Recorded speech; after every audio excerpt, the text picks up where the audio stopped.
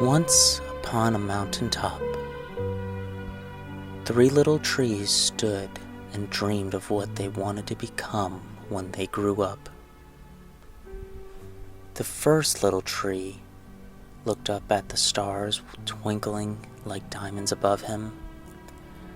"I want to hold treasure," he said. "I want to be covered with gold and filled with precious stones. I will be the most beautiful treasure chest in all the world." The second little tree looked out at the small stream trickling by on its way to the ocean. "I want to be a strong sailing ship," he said. "I want to travel mighty waters and carry powerful kings. I will be the strongest ship in the world." The third little tree looked down into the valley below, where busy men and women worked in a busy town. "I don't want to leave the mountaintop at all," she said. "I want to grow so tall that when people stop to look at me, they will raise their eyes to heaven and think of God. I will be the tallest tree in the world." Years passed, the rains came, the sun shone, and the little trees grew tall. One day, 3 woodcutters climbed the mountain. The first woodcutter looked at the first tree and said, "This tree is beautiful. It is perfect for me." With a swoop of his shining axe, the first tree fell. "Now I shall be made into a beautiful chest," thought the first tree. "I shall hold wonderful treasures." The second woodcutter looked at the second tree and said, "This tree is strong. It is perfect for me." With a swoop of his shining axe, the second tree fell. "Now I shall sail mighty waters," thought the second tree. "I shall be the strongest ship fit for kings."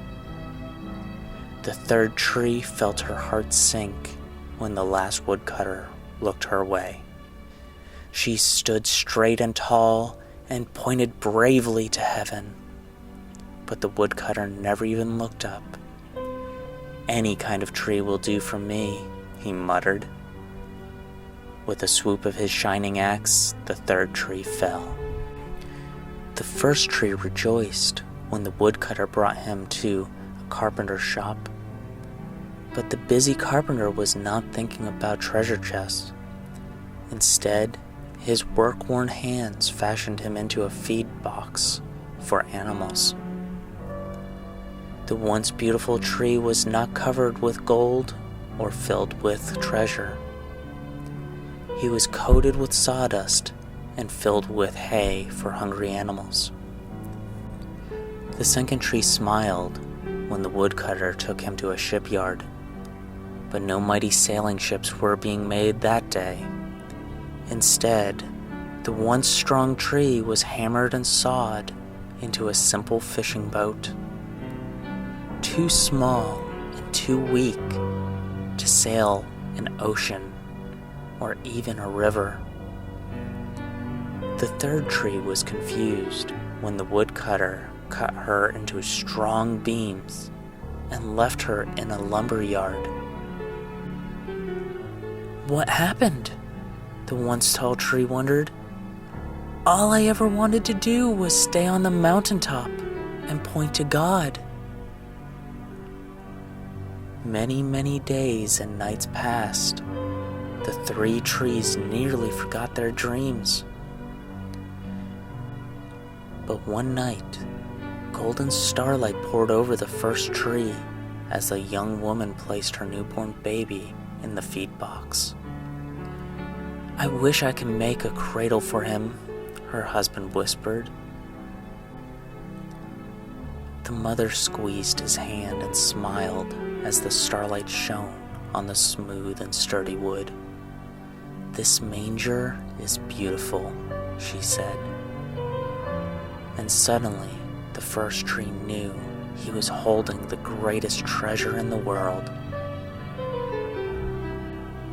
One evening, a tired traveler and his friends crowded into the old fishing boat. The traveler fell asleep as the second tree quietly sailed out into the lake. Soon, a thundering and thrashing storm arose. The little tree shuddered. He knew he did not have the strength to carry so many passengers safely through the wind and rain. The tired man awakened. He stood up, stretched out his hand, and said, "Peace." The storm stopped as quickly as it had begun, and suddenly the second tree knew he was carrying the King of heaven and earth. One Friday morning, the third tree was startled when her beams were yanked from the forgotten woodpile. She flinched as she was carried through an angry, jeering crowd. She shuddered when soldiers nailed a man's hands to her. She felt ugly and harsh and cruel. But on Sunday morning, when the sun rose and the earth trembled with joy beneath her, the third tree knew that God's love had changed everything. It had made the first tree beautiful. It had made the second tree strong. And every time people thought of the third tree, they would think of God. That was better than being the tallest tree in the world.